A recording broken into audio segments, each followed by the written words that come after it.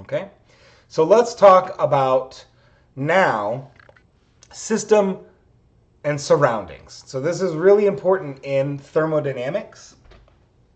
And when we start to think about this idea, is energy being released or is energy being put in?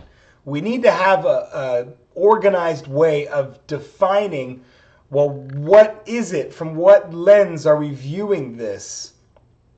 And the way we view that is system and surroundings. So in chemistry, it's all about the system. Okay, we are always defining what we can measure as the system. Okay, and there are several types of systems. 3, right? We have what's called an isolated system, and this picture gives you a good idea of this isolated system. In this isolated system, there is no exchange of heat or mass from the surroundings. Okay? So there could actually be, maybe in this thermos, right? So because this thermos is insulated, and because it's closed, we can't put any mass in it, and we can't exchange heat. However, there could be some chemical potential inside this thing. So we could put a reactive bunch of molecules in an isolated system, and they could do a reaction which releases heat. However, that heat will be trapped in the isolated system. It won't make it out, okay? So we'd have to have some type of like thermometer or something in there to see what's going on. We have no idea what's going on inside of an isolated system. Okay, so now we have a closed system, and this is probably the most common type of system, the closed system. And in this closed system, there's no exchange of mass.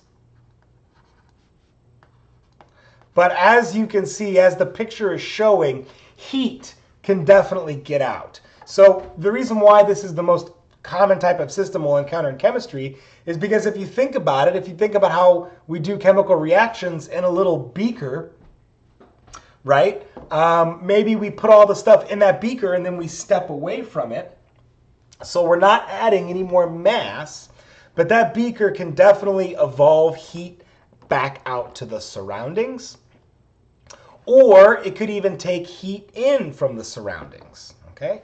So we want to really start thinking of now, so system, I use SYS as my abbreviation for system, and I used SUR as my abbreviation for surroundings, okay?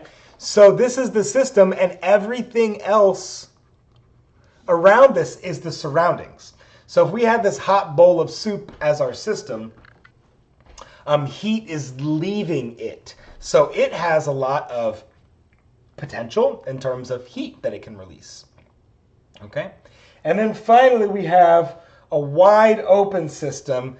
And in the wide open system, or just the open system, I'll just say everything goes. Okay? So not only is it free to exchange heat, it's also free to exchange mass. So like in making this soup right here, and continuing on with this diagram, we can add cheese or crackers or pepper. Like we could add mass to this system, okay?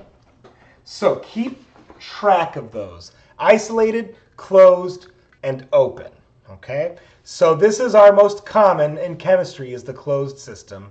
But even so, as we discuss experiments called calorimetry, we try our best to make an isolated system in a calorimetry experiment. Okay, and I'll talk more about what calorimetry is at a later lecture.